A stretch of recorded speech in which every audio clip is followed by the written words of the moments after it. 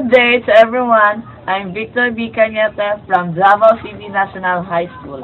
I'm here in front of you to tell you about PMAC's story. So just sit, relax, and enjoy the show. But before I present to you my presentation, I'm gonna say knock knock. Who's there? PMAC, Pimak who? I want to see your PMAC. Mac, Mac, your PMAC, Mac. Wale!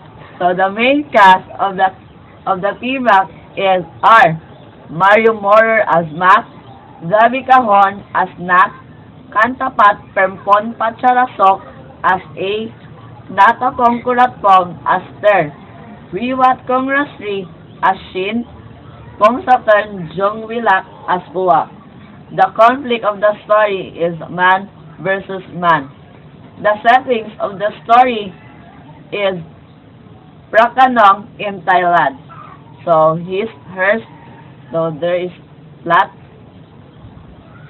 Mak was drafted to serve in a war against the foreign invasion, forcing him to leave behind his pregnant wife Nak at the town of Prakanong, not far from Bangkok, where he met Shin, Ter, A, and Puwak, who later became his best friends. Meanwhile, in Prakanong, Nak struggled alone painfully to give birth to the baby. Ter saw a corpse wearing a distinctive-looking wedding ring in the backyard, and the same one on Nak's finger.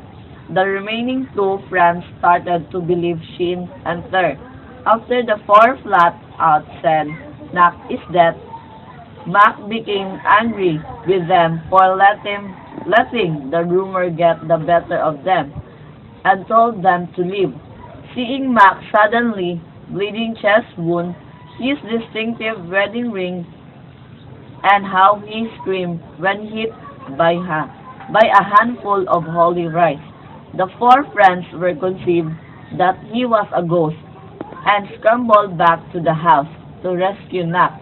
Mak explained to his friends that his reaction when thrown at by holy rice was because some grains lodged in his wound. Ter, who sat frontmost on the boat, wondered out loud who the ghost might be, and A, who sat behind him, dropped a ring that looked exactly like the one of the corpse, and was kicked off board by the panicking Ter. He then stood straight up, bent over, and looked between his legs, and finally confirmed that ghost is not indeed a ghost. They spilled all the holy rice, water, and kicked the praying monk out of the safety ring. A pale A found his way to the temple, and it was revealed that he was human. Nak angrily shouted at the five that she wanted to be with her loved one.